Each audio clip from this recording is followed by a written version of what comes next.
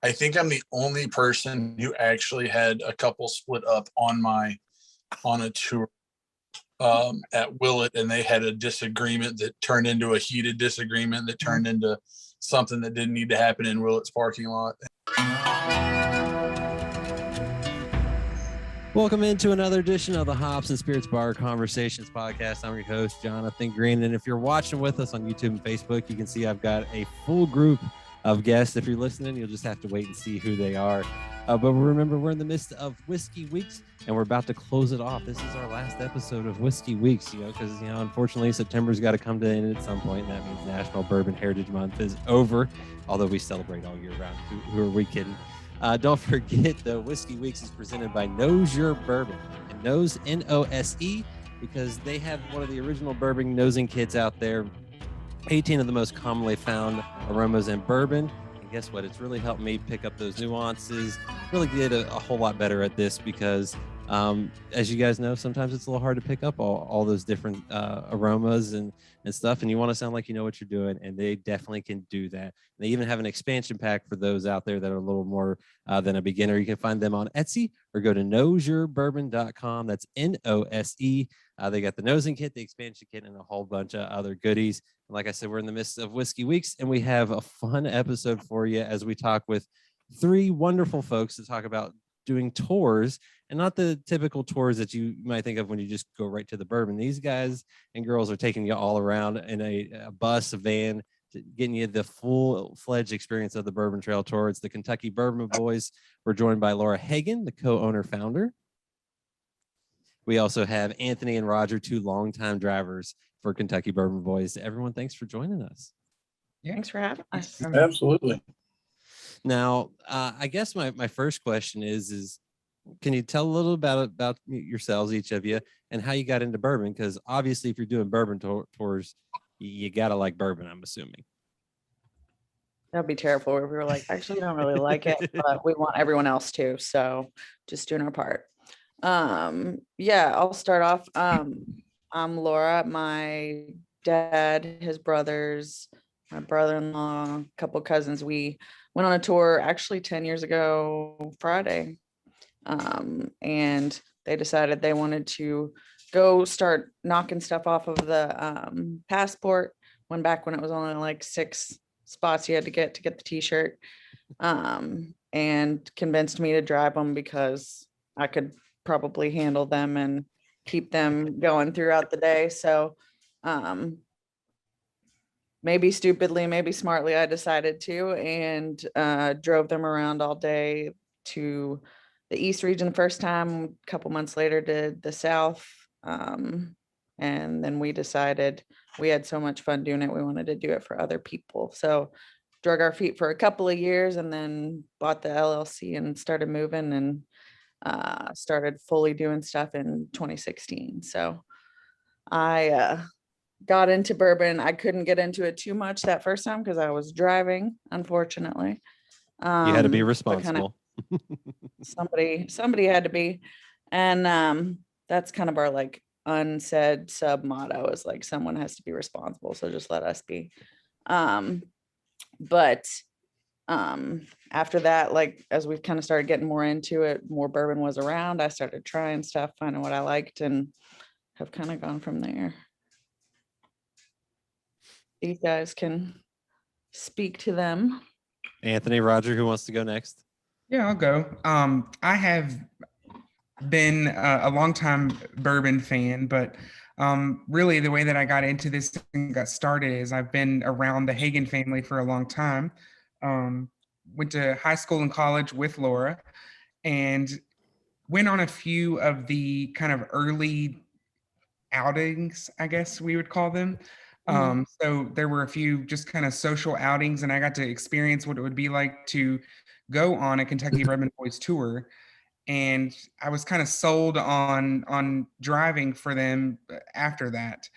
Going on a few tours, having some lunch with just really good people, enjoying the day, and of course enjoying bourbon. So really, kind of spurred off from there, and really just got into exploring bourbon and telling people about the state of Kentucky as well. Two things that I love. So it really just kind of was a good fit. And then, as far as bourbon goes, I have definitely expanded my horizons. I started off with, your basic maker's mark, and have definitely explored thereforth. So. Mhm. And I Roger like it. about to make us look all bad with his insane. No. So to be dead honest, I knew nothing about bourbon 3.5 years ago. I'm a Missouri kid transplanted to Kentucky in support of my much better half. And Laura's cousin Ethan was my boss at a job that I absolutely hated. When I found myself at work at 2:00 in the morning, I knew that wasn't a job for me. And he said, you want a fun job, and you want to see the state and talk about bourbon. And I said, I don't know nothing about bourbon. We can have some fun. And I did a ride along with him a couple weeks later, and it's been, I don't know, 3 years with a year uninterrupted by COVID and me leaving the state for a little while. But as far as bourbon goes, I was 2 years ago, had 3 bottles sitting on my counter.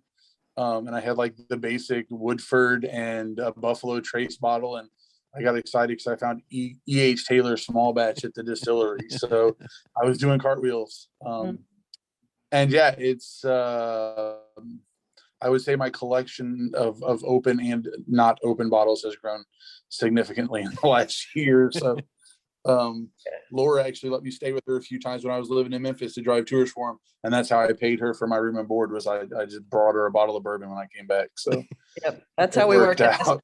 We'll take it. Hey, nothing wrong with that. Nothing wrong with that at all. And I love that. And also just love the kind of the family atmosphere that you can clearly see that y'all have. And Laura, you kind of touched on this. So this all really did start with that first family outing, and then it grew from there. And what has this grown into now? Well, it's funny because my dad, who's also a part owner with some of his brothers and some of our family, he's part of a big family. He's the oldest of 7. So we've grown up having a ton of people around, having parties for stuff, having fun activities and stuff, bringing people in and out. Like these two have been to like our bigger family derby parties, all this kind of stuff. And we like having a good time. So when it came time to bring people on board, we started with people that we knew and could vouch for. And I'm happy to say that's all the guys that we have that are people that are close to our family or have been vouched for by one of our guys that we've been working with.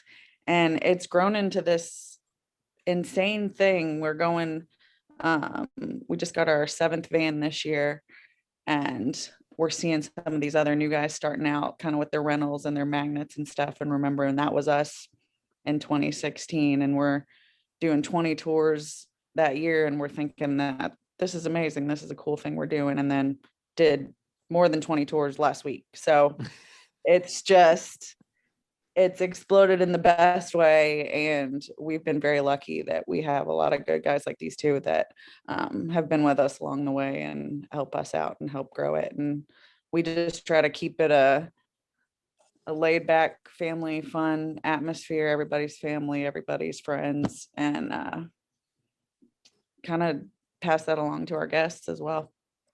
And then Anthony and Roger, for you two, because I'm guessing, Laura, you don't get to do the tours as much as you used to anymore. You get to do all the other fun stuff.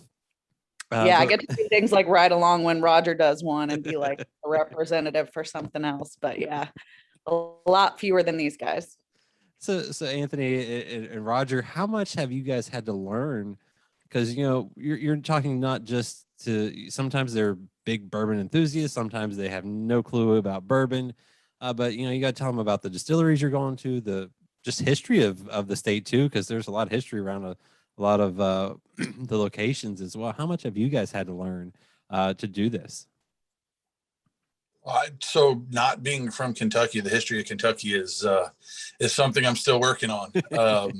they'll ask me a question, and it's a whole lot harder to lie to people now because they have Google in their pocket. So you can't make something up at this point. But no, like with bourbon, it's we learn the same way they do, right? Like I said, I knew nothing about it till I started doing tours. And then I walked on tours with people, or I just talked with people in the industry, liquor stores and people at the distillery and stuff. And really just like taking their knowledge, because they're they're like the experts on everything. We're just tour guides at the end of the day. We're just driving people to them, and then they give the tour. So really just utilizing their expertise and learning from them has been my thing for bourbon. Like I said, I have to ask a lot of questions about the history of cities like Bardstown, and everybody wants to know, what did that building used to be? And I'm like, I don't know, maybe a Marathon gas station. I don't really know. I mean, there's a good chance. I got Yeah, go ahead. But yeah, like most of the people are here, and like you said, we get everybody from people who know nothing and are surprised to learn that Blanton's is made at Buffalo Trace or owned by Buffalo Trace, to people who are telling me that their favorite bottle is a 2016, and I'm just like, I don't know what that tastes like. So definitely get people with a lot more knowledge than we have, for sure. And if we don't, like you said, like I make stuff up. My dad is also a big history guy, so he knew everything about Bardstown. Was like, this happened here. There is a small place where Abe Lincoln practice law. That is legit. But then like we'll go around and somebody be like, why are there 2 rows of fences around the horse farms? And I was like, because the horses can't jump over both of them like in quick succession. So sometimes they don't use Google, and I kind of use that to my advantage. And I'm like, you can believe whatever you want and fact check me later. But we just try to be ambassadors of a good time of Kentucky, of all of that. But I'll let you go, Anthony. I just want to interject. Yeah, so to kind of echo off what they both said, I mean, there's a lot of little fun facts that I've had to learn just because, the questions come up and I didn't even know the answers. I mean, I was born and raised in Kentucky, but when someone asks you what the population of Bardstown is, I'm like, let me get back to you on that. It's not something I think about every day. I can tell you that there's more barrels in Kentucky than there are people, but I don't know, how many of those are allotted to Bardstown. Exactly. So to correct Laura on the 2 rows of fences, because that's a question that's come up many times for me, and I was like, I need to know the answer to this. I had to Google myself and find out that it's actually for equipment to go between those 2 rows of fences, and not to startle horses or some of the livestock on the farms. So it's funny because people definitely will believe what you tell them, but when we're driving, we can't stop and Google anything. And it's always funny when someone asks me something, especially while we're on the road, and I'm like, I have no idea. And I hate saying I have no idea. So, I'm going to find out for you, and I'll definitely get back with you. And then sometimes I get back with them and they're like, oh, I forgot that I even asked you that. If you say it with confidence, I that the 2 rows of fences is because a lot of people drink here, and if they drive their car through the first one, they don't break them both down, and the horses are scared. There you go. It's a bourbon guardrail. Yeah. No, you heard it here first. KBB starts a I love it. Conspiracy. Now, Roger mentioned about the bourbon. It's funny. I get a lot of questions about bourbon at certain distilleries that I've gone to, and so I'm still I've been, I think, doing this for around 4, almost 5 years, and there's still distilleries I haven't been to or that I've gone to for the first time recently, and someone will say, what do you think, what's your favorite here? And I'm like, honestly, I don't know, because I'm driving, I don't taste anything. So it's something that I need to do. I need to get around here and do this on a weekend off, but it's really a taste and see game. I mean, you have to kind of taste your way through bourbon country and to know more about it. It's very true that bourbon and even craft beer and so forth to anything. It's really weird, especially for bourbon, because it's got to age. It's not a very quick thing anyway. So it's got to be 2, 3, 4, 5, 10 years, depending on who you ask, is the right amount, and like you said, you're really not going to know anything until you try it, because everything's just a little different. Everything acts, everyone's got their own recipes, and so forth. So it is something that you just got to learn. But I just love that you have to sometimes come up with things right on the spot, and sometimes they're right, and sometimes who knows. They sound good. Yeah. And then, because you talk about the tours, can you talk a little bit about kind of what's offered and kind of how that works? Sure. So we're based out of Louisville. So our main pickup obviously is in Louisville. A little bit of an upcharge past a certain amount of miles, but we tend to work with people on kind of getting that covered. We have picked up in Bardstown, Lexington, Northern Kentucky a little bit that way. But we pick you up where you're staying or where you live if you're a local. It's only your group, it's private, custom, your day. So you've worked with our booking team and decided you want to see Buffalo, Woodford, and Four Roses. And then we encourage people to book at least 2 months, if not further out, just because, as you know, it's hard to get into some of these distilleries. So we have to secure the admissions. So usually we can get them in most, if not all, or find some sort of workaround to get them to see all the places they want to. We go to 2 tours and a tasting, or sometimes we'll do 1 tour, 2 or 3 tastings. We get lunch in the middle there. We have some partner restaurants in all the areas we go. And so these guys will show up and our food comes out to our team and gets them back on the road. Finish up in the afternoon. We've been known to take some people to liquor stores, drop them off, drive them by Churchill Downs, that kind of thing, just kind of giving them a good day. And days usually go 8 to 6 or so for the guys, from pickup to drop off, but drop you off right where you were staying. You're with your group the whole day. We have our limo license, so you can have fun in the van and enjoy the day. Sometimes that'll mean they're all napping in the back after lunch in the 2 distilleries in the afternoon on the way back. But if that's what you want to do, that's fine. And how customizable is it? Like, I guess within reason, but it's up to you. And then I guess the cost varies for that too. We do a flat cost based on group size and days of the week. So we'll do, we have different pricing, whether it's Monday through Thursday or Saturday, Sunday, obviously, because those are a little bit busier. But for example, like 1 to 5 adults, Sunday through Thursday is like $670 for the vehicle. And then we do 45 per person plus tax. Friday and Saturday, that same size is $770 for the vehicle plus the 45 per person. So we can take 1 to 5 people. We had a guy come by himself and just drive around with one of our guys a couple weeks ago. And we have a group of 100 doctors coming in end of October. So just kind of depending on your group size and what we can get, how far in advance you've called us, we can be pretty custom. We can go to some of the horse farms.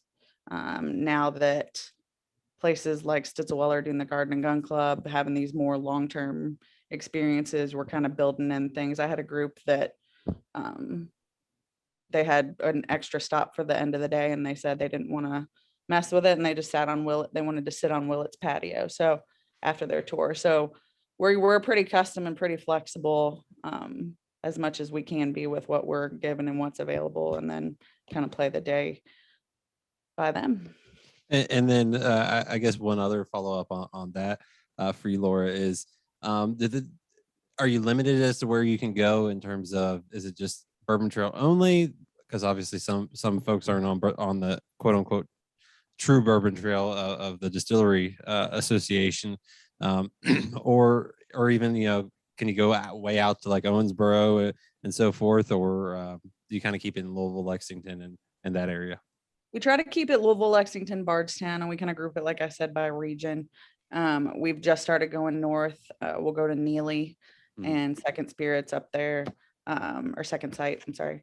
And then, but mostly, yeah. And then we'll have some that'll call and say, we want Woodford and Makers, and you can do 2 days with us, because we can't get them both in one day, or that's all you'll see, or all you'll do is drives kind of thing. So we kind of group them by region. We have a list on our site, and then we say, if there's something you want to do that's not on here, or something you want to add, or if you're going east and you want to stop by the Wild Turkey gift shop, but not necessarily do a tour, that kind of thing, we work with that. So Not going as far out as Owensboro or Bowling Green or any of that yet, just because we'd spend so much time in the car. But yeah, kind of grouping it to Bardstown and surrounding, and then Louisville, and then Lexington and Frankfurt.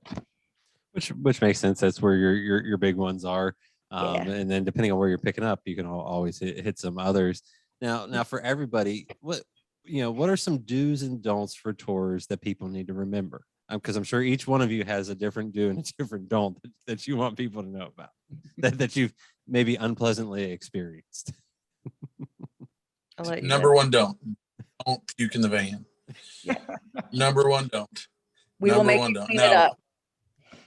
That's only happened to me once, and they made it into a bag. It was all good, So for sure. Knock on wood. I think the only thing that I always have to remind groups is it's really weird because we'll have groups from 20-year-old bachelor and bachelorette parties to I have a group tomorrow and today that are in their 70s and having a blast, right? And I tell them, like, bring your ID, and she's like, oh, I don't have my ID. She's like, they're not going to cart. They will. Like, that's the big thing on this trail is like everybody is so diligent about we're going to look for that ID. So really that's the only struggle. Like I said, besides, and Anthony, I've gotten lucky as well. The couple of groups I've had found trash bags as well. But it just, yeah, that's really the big thing is even if you think you look like you're 155 years old, like Buffalo Trace and a lot of these distilleries are going to ID you before they sell you anything. So just always make sure you have that. So. Yeah, a lot of times we have people that jump on the bus and they've already started at 8 a.m. or they started the night before and they never stopped. So definitely that number one don't is a big one. And then I'm going to be a little cheesy here, but my number one do is please talk to me. Ask me questions because I have driven, a 10-hour day with a group who just was quiet the entire time. And it's amazing to me. I'm like, don't you even just want to talk to yourselves? That would be fantastic.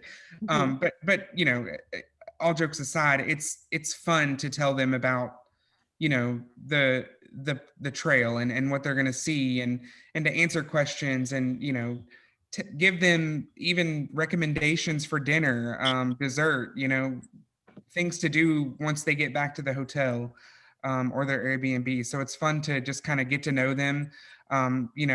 Through talking to some of the groups. I have one group that still, it's kind of funny. They still text me now and again and ask me how I'm doing. So it's like lifelong friends, make friends, ask questions. Yep. We just want everybody to have a good time and be safe. So and don't puke in the van. And don't puke in the van. We've had a guy, he's stopped, pulled over, and had the bachelor party attendant clean it himself. So you don't want to pay for it, you don't want to clean it up, just try not to do it. I like that. But that makes sense. No one wants to deal with that. No one wants to deal with the smell. That's just not fun. And to your point too, Roger, about the ID, what some might not think about too is, if you're going to buy something, a lot of these are so allocated, they won't let you buy that product again for another 3-4 months, even if you're never going to come back through here.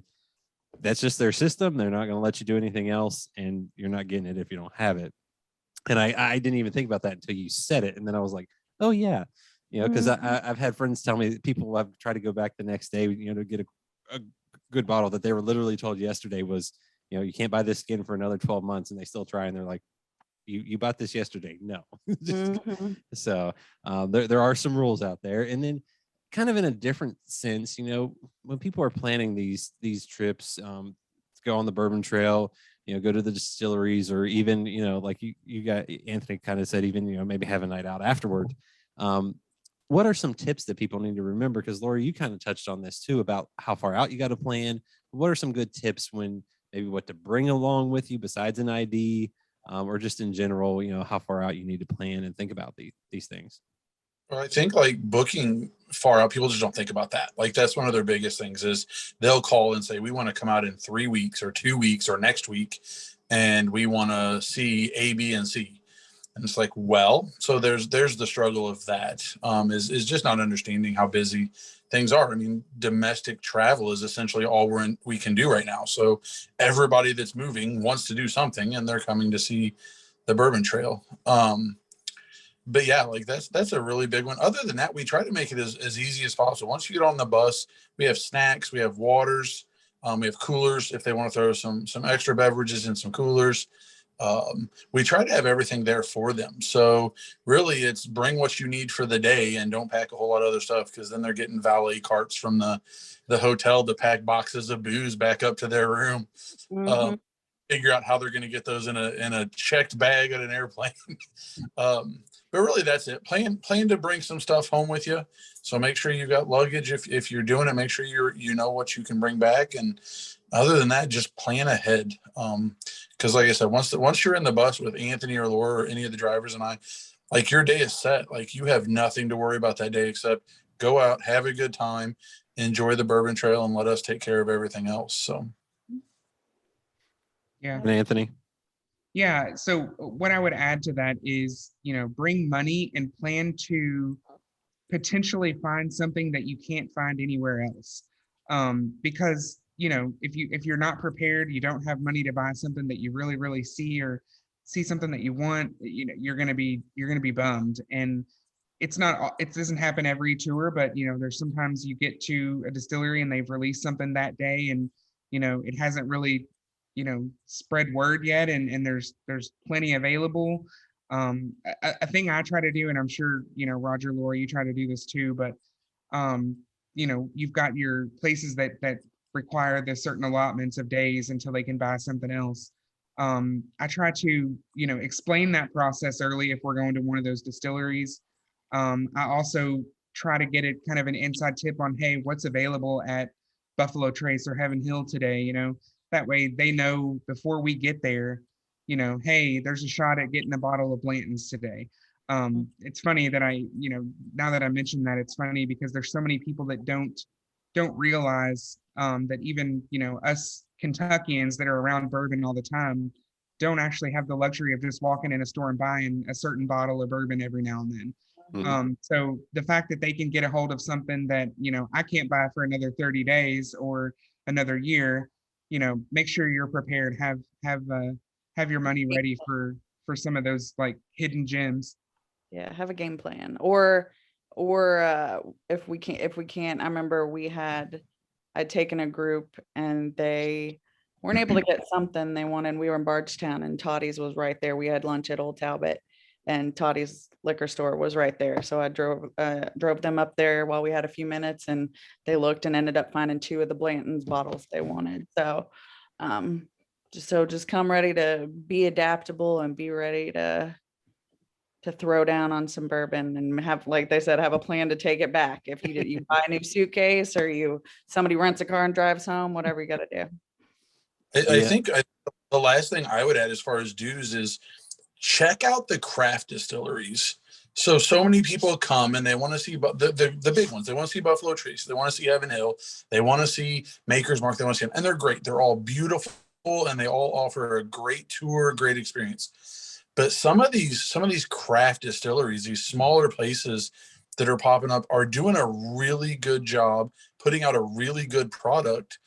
And they kind of benefit from that tourism a little bit more than say a Jim Beam, who really doesn't rely on that for a big portion of their revenues, So these smaller distilleries, they're doing some cool stuff. And I didn't know that until I started driving, and have gotten to go to like Log Still or Limestone Branch or Three Boys Farm, places like that have just, they offer such a unique experience that if you stick to the big ones, you're going to have a good time, but you're going to miss out on a lot of fun too, because the smaller craft ones are really offering like a personal experience for you. So yeah, I was going to say, we've had, go ahead. No, go ahead, Laura. I was just going to say, and in the beginning, that's kind of, we had the big boys, people want to go Maker's Beam going south, wanted to go to Woodford, Buffalo Trace going east. And then, so we have that third stop, and they wouldn't sometimes have an idea of where to go. So we'd slip Three Boys in there. We kind of grew up alongside them, and we're taking a lot of people to them, still take a lot of people to them. We're going south, going to Willett, that kind of thing, and just kind of giving them another one that they maybe wouldn't have chosen, maybe don't even know about, and then kind of take them there, and they had no idea, and then they never want to leave. So it's a good time. Yeah, and you get to actually you're at those places, you're typically meeting someone that is the person. I mean, because that's just how they roll. They're a small outfit. And two, to your point too, Roger, especially doing this podcast and so forth, they do some cool stuff. Like they do different recipes, stuff that y'all wouldn't think about. And some of their stuff is damn good. Some of it, maybe it's not for you because they've used some funky ingredient or whatever. But yeah, I mean, you're gonna get a whole lot more variety there because basically, if they want to try it, they try it. Yeah, absolutely. And like you said, if you go to Three Boys, 9 times out of 10, you're going to meet the distiller, you're going to meet Hunter, and you're going to meet the owner, Walter. And like they're running around out there. If you go to Limestone, you're going to meet Stephen Fonte, who is an absolute blast. And Stephen Bean will be running around there. Like, it's just really cool to sit and talk to these people who are pouring their heart and soul into everything they're doing in these little distilleries. And they live for this stuff, we love it. And as a group, we all enjoy it, but they live for this stuff. And that gives you kind of a unique perspective for sure to sit and talk to these guys that have essentially grown up in the bourbon industry for a long time, or to go to Wild Turkey and sit and talk to Jimmy Russell in the gift shop for 45 minutes while my group's doing a tour. And like my first trip out there, I'm sitting here talking to Jimmy Russell, and he's like, I'll talk to you about anything but bourbon. Like, let's not talk about bourbon for a little while. But yeah, like that's, I think just take it all in, man. Like everybody's on social media and everybody's on their phone. Just put it away and soak in what you're doing. Cause it's big. Like the timeline that we're a part of here is huge and not going to stop anytime soon. So. And some of those, you never know what you're going to run into. My first time at Lux Row, I didn't know a peacock was going to run out in front of me. I had no clue. like, and for those that haven't been there, I'm sorry I spoiled a surprise for you, but it's really cool and really weird. You'll hear it usually as soon as you get off the bus. It's usually making noise.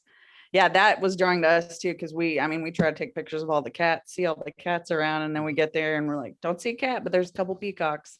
Mm-hmm. Yep. So you just never know. And and this kind of leads me into my next question is, what are some maybe good or bad memorable moments, stories that you can share of some tours that you guys have been on that you're willing to share, because this is recorded? And it doesn't have to be PG-13 because we're talking booze. So I mean, we're all adults here. No names allowed, but situation. You can go ahead. Roger, I know Roger has a really good one. Yeah, they laugh at me because I think I'm the only person who actually had a couple split up on a tour at Willett, and they had a disagreement that turned into a heated disagreement that turned into something that didn't need to happen in Willett's parking lot. And the guy, and hopefully everybody's familiar with where Willett is down there south of Bardstown there. And we're out of Louisville. They were staying in Louisville.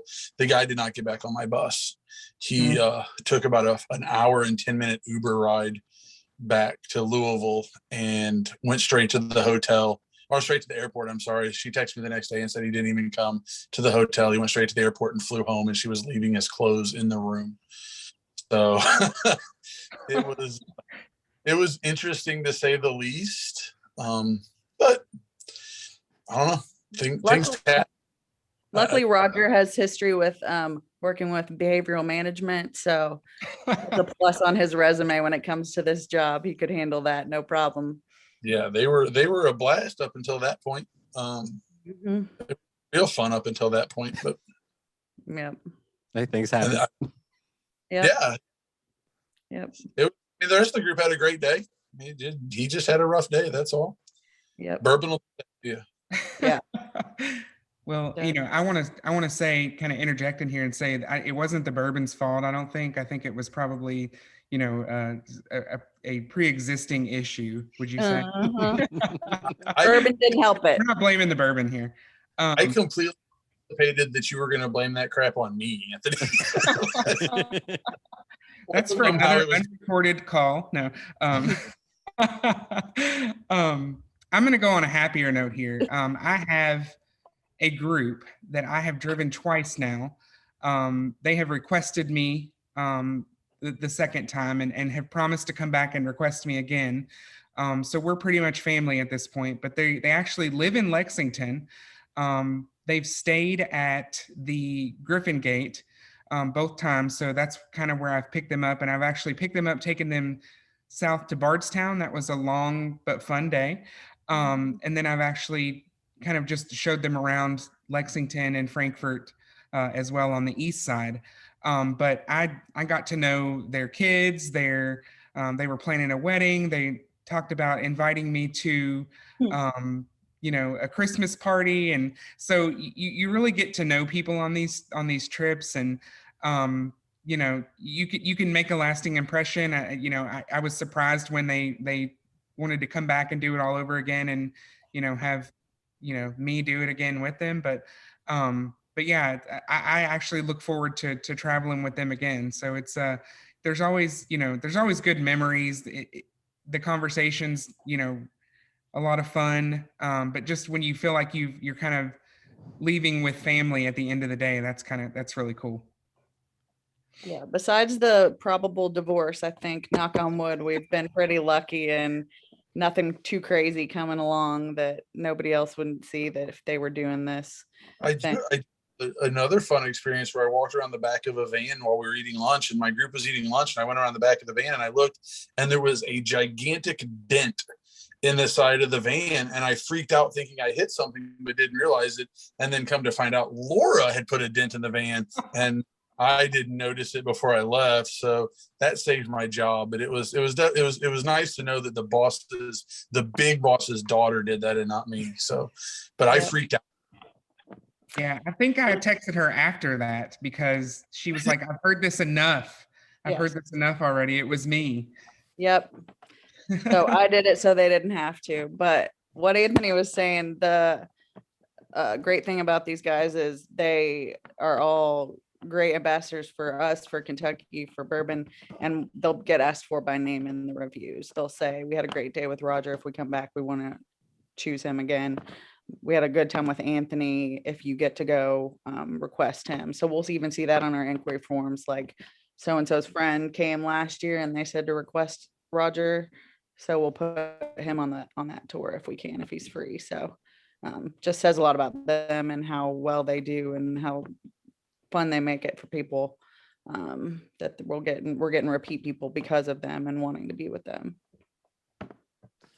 And see, Roger, now if it hasn't happened yet, because I know you're going on your 100th run here soon, has anyone proposed on your tour? I mean, to at least balance that out. No, but every group that I go with tries to get me to like bring my partner, bring her to dinner and propose to her with them, and it just doesn't happen. No, I haven't. I'm sure at some point maybe it'll happen. I don't know. Andrew had one. One of our guys did have one, and they knew, obviously the guy knew ahead of time when he was planning it, and he told us. And so we kind of prepared Andrew to be ready for pictures and get him a special bottle and all that kind of stuff. So it's not all crazy puking and arguing and stuff too. There's some good stuff that happens on these. No, that's what I tell people. People always ask that question. What kind of crazy stories do you have? And really, I don't have a lot of crazy stories because I think in 3 years I've had 2 groups, that group and then one bachelor party that got out of hand. And that was it. So, I mean, overall, I think that Tim and our booking people, Rachel and Abigail and Tyler, and the people who are doing all the upfront stuff, do a good job of making sure that people know what they're coming to do, and set us up for success with our groups. And Laura talked a little bit about pricing. We're priced to the point where we're affordable for everybody, but people who just want to come and drink ridiculous amounts of booze are just going to go to the bar and put that towards a bar tab. They're not going to want to pay that for somebody to drive them around. So it kind of works out and weeds out a little bit of it. But if in 3 years I've had 2 bad experiences, I mean, I'll chalk that up as a big win for myself and for the company. So yeah, and we have the luxury of being a part of something that people want to be cohesive or coherent for, like most of them are going to want to go in and be able to remember what they tasted or do what they wanted. And then you'll have kind of the party animals every once in a while, but it's definitely outweighed by the more serious people. And I just thought of one that I had, that my group was in Woodford and there was a bachelor party that was stuck trying to get to Keeneland, and they couldn't get an Uber, and they couldn't get anybody to answer. And he came over and he was like, how much would it cost for you to take me to my group to Woodford or to Keeneland? And I said, I kind of looked at the timing and I said, $200 and don't touch anything. And they got in the van and I got them there and got back before my group got out. So that was probably my most interesting experience with it. Wasn't even a group that booked with us. And again, you're just family helping someone out. Yep. You know, obviously now times have changed, or at least times are not completely back to normal. So how has the pandemic changed things for y'all? Because obviously I know it slowed things down and was probably not great for someone that's business is legitimately about going out on tours consistently. But you guys have survived it so far, doing good. But how has that changed for you all? And then when people go to the distilleries? Yeah, I can talk for us. We again are lucky enough to have Roger does drive full time for us and does our fleet management as well. But everybody else is doing this as kind of a side hustle, retirement, every weekend, any weekend, once a month kind of thing. So we've been very lucky in that we had few full-time people to take care of if things went south and all of that.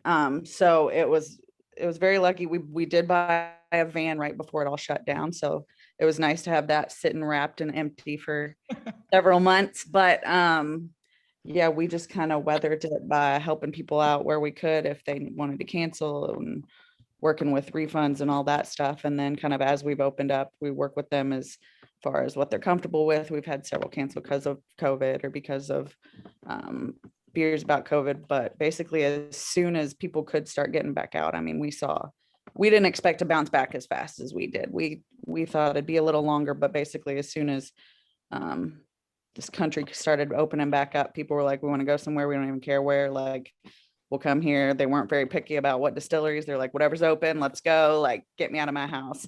And that doctors group that's coming next month is actually kind of our first big one back. They came in October of last year and there was 50 of them, and it was all doctors, healthcare people. And they were like, whatever you can do. We're just happy to be out of the hospital, having a break, having a little time off. So we've been very lucky, and have tried to work with some of our cohorts in the industry and some of the other small tour groups to kind of like send stuff their way as we could, and just kind of work with them in the interim too, to make sure everybody kind of stays alive and stays successful. And then you guys, if you want to talk about kind of what you're running into at the distilleries. Well, yeah. So we're, first off, we're taking all of the necessary precautions to, protect not only our customers but ourselves as well. We're in a small van with 12 people all day long. So we're wearing masks. We are cleaning the van between each stop. So I mean, each stop we're disinfecting and cleaning the van. We're taking care of making sure that the guests are aware of any last minute changes or precautions that are going to happen at any of the distilleries, whether that be contact tracing info, temperature checks, things like that. But we're I would add to what Laura's saying. We're doing all of that, but we're seeing all of these people come that it's their first time doing anything in ages, and they're having a friend reunion. So I've witnessed several groups where these people have gotten together for the first time since March 2020, and they're already, the vibe is already amazing, and then you throw bourbon in there, and they just have a great day, and it makes you have a great day. We sometimes forget that we've been cooped up for 18 months as well. So I think I've taken a step back on some of these tours and said, man, this is really cool. Like, it's cool to be able to experience this with them, and do it in a safe way. Yeah, and even up to Anthony's point of us disinfecting. I mean, we're scrubbing these vans weekly, daily, nightly. The drivers are doing a good job of keeping everything clean. I just started managing the fleet and kind of inspecting vans and stuff. Drivers are keeping them clean before, during, after tours. We're going down and deep cleaning them at least 3 days a week, depending on how often they're going out. Like, we're going down scrubbing them. We're doing what we can to keep our people safe. But then what's really cool for me is seeing the people that come to us that are willing to do what it takes to keep everybody safe too. So distilleries have now started, especially all those on the Bourbon Trail, the official trail, have started requiring masks for all guests indoors. And nobody's argued. Everybody's just like, let's do this. Like, if we want to come see you, and if they stay open, then we stay open. Stay open, we can continue to provide experiences and opportunities for people to get out and enjoy it. And Anthony said it. People are like, what's the purpose of your guys' trip? And a couple of groups have just been like, should we just want to get away from our kids? Like, we're just tired of being cooped up with our damn kids. So they really are. It is a community, and that's what I think is really fun to see. And the distillers are working together, trying to do what's best for everybody in a situation where you're not going to make everybody happy regardless of what you do. But they're doing the best they can. And then I feel like Laura and Tim and the rest of the ownership group is really doing a good job of telling us, like, we got to do this too. We can't expect them to do everything and to try to stay open and us not support that. So as a company, just supporting them and their opportunity and their efforts to stay open is big for us. So that's awesome to hear. And I love the what Anthony and Roger said there. People are just happy to get out, happy to get away from some people that they may have been cooped up with. Yep. That happens, and they're ready to have a good time and responsible time at that. My last couple questions here. This is kind of probably for everyone. Laura, maybe on the first part, but the second part will be for everyone. What's the most requested spot on the tour, or at least the most sought after? And then what are ones that you all would recommend to someone that they might not think about? Because I think back to those craft distilleries, or just maybe even a restaurant or a liquor store. Who knows? Because sometimes you can find some goodies there too. What's the most sought after mostly? But then what's one that each of you would highly recommend going to? Okay. Sought after obviously is Buffalo Trace. Right now everybody's wanting to know what they're gonna have. When I've had the groups that are in my car that are like in the Facebook group that's like, what does Buffalo Trace have today? Like, even if we don't go, they're asking if we can stop by. So that's definitely a huge one. Makers is huge. For obvious reasons. Beam, when it was open, we were taking a lot of people there.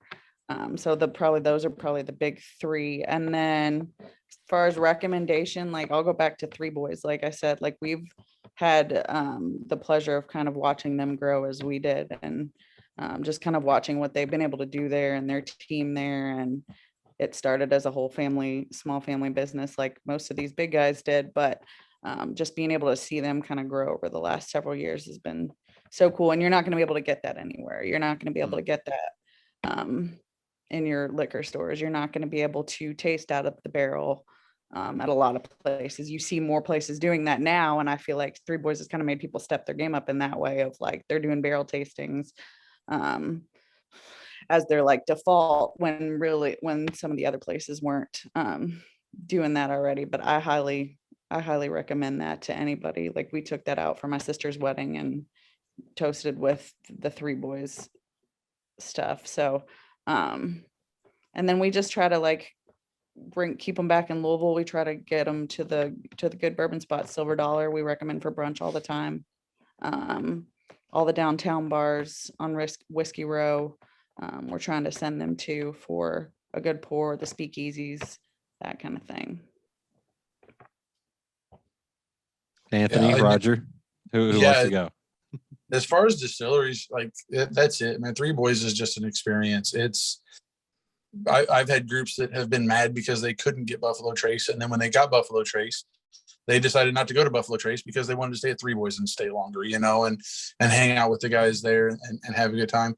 But even places like Limestone Branch, like I mentioned them earlier, their tour guides are phenomenal. And I know that it's like there are some new people coming in now that they're a Luxco or an MGP company, but like there's some new people coming in, but they've got some people that have been there since the get-go. I mean, Stephen Fonte is a brand ambassador for them. Dude is a character. If you've never met him or if you don't know him and you come to Louisville, you need to look up Stephen Fonte. Yes. And hang out with the guy because he is a riot. But even, they've got a tour guide, Lauren, there that's great, and some other, like I said, some new ones. The bartender, there's also, they'll make you a cocktail to take on your tour with you to sip on while they're teaching you about how it's made and stuff. So they're great. Local spots, Silver Dollar, like she said, but even like Merle's Whiskey Kitchen downtown has some good Southern food. If you're looking for that fried chicken and macaroni and cheese and cornbread kind of puts you in a coma meal, it's a great place to go. But there's a lot of good spots down there that it'd be hard to even sit and pick one. But Hell or High Water, as far as if you're going to get drinks, Hell or High Water is a speakeasy down there. If you've never been, when you come to Louisville, check them out because it's a cool little vibe, good little spots, and drinks are good and reasonably priced, which is always a good find. So.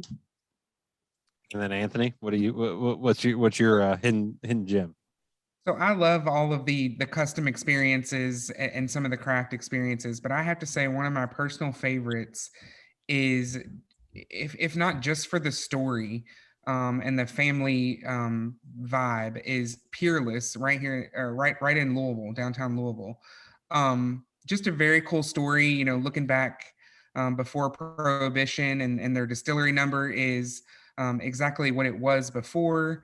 I think it's number 50, if I'm not wrong. Yeah, they were, yeah.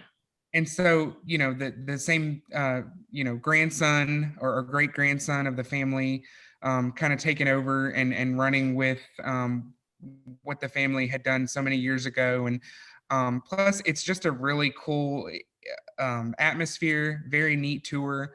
I would say that's probably one of my favorites. And unfortunately, a lot of people don't hit it because a lot of people want to go, east or south, and they miss that on the Louisville tour. Mm-hmm. And we want to encourage. Go ahead. Sorry. Go for it. I was in sales mode. I was just gonna say we want to encourage people to.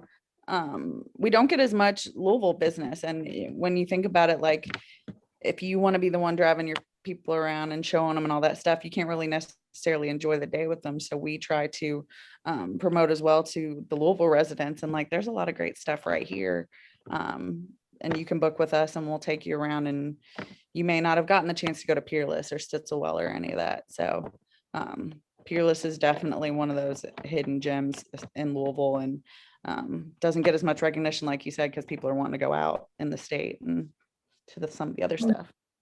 And everybody's at this point, like Stitzel Weller added the Garden and Gun bar club upstairs. Place is amazing. Good bartenders, great drinks. Like everybody is really adding and stepping their game up. From adding bars, Makers has cocktails on site now that you can buy. Just everybody adding stuff.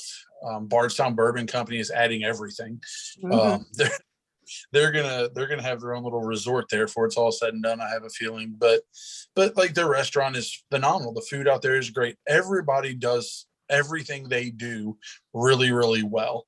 And I think that's where we're fortunate is we take them to the place. The experience they have there is 100% up to the people that work at the distilleries. And so like we have to get to know them, and we have to work with them and kind of partner with them as well, because if we take them to a distillery and they have a crappy time, then that kind of looks weird on us too. So fortunately that just doesn't happen ever here, which is phenomenal. So and I love too that you talk about like Louisville, Peerless. That's got a place close to my heart. Weirdly enough, where they're at, my grandmother-in-law has connection there, where the old grocery bag factory that it was her second husband owned. Things like that are just really cool. And there's so much history at almost every one of these places. Even some of the craft guys, like I think of in Lexington, you go to Barrel House, in the Distillery Mhm. District. That's the old James Pepper, barrel house, legit, not the new one that's like 5 feet away, where you can go, Right. which also that's a cool place if you can go to, just the Distillery Sure. District there, where you got Mhm. 2 breweries, a cidery, 2 craft distillers, and a blender. We'll call them a blender, and a couple cool bars as well. So, I mean, there's just so many cool places that you can go to. I like you guys said, you think outside the box sometimes, and things can be even more fun. And my final question is I guess this one probably will go to Laura. People want to know more about the tours, get more information. What do they need to do? Sure. You can visit our website, www.KentuckyBourbonBoys.out. Our Facebook is the same. And then our Instagram, you can access all of that directly from our website or individually. But that's the best way to kind of see what we're up to, keep track of us. And then on our website, we have inquiry forms if you want to start planning your day with us or find out kind of what we do, what we can do for your group. That's the best place to start. And then one of our awesome booking people, Tyler, Abigail, Tim, and Rachel, they'll get in touch and help you plan an awesome day or 2 or 3 we've had sometimes. So yeah. No, I love it. And I appreciate you guys coming on. Remember, follow us on all of our social media, Hop Spirits, at Hop Spirits, all one word, on Instagram, Facebook, Twitter. We're on TikTok as well, YouTube, and hopspirits.com, where you can find a lot of great things. And we do cocktail quickies on Fridays and our Give It a Try highlights on Mondays. Roger, Anthony, Laura, this was a blast. Thank you guys for sharing your knowledge and some tips and just some good pours. I appreciate it. Thank For you. sure. Thank you. Cheers.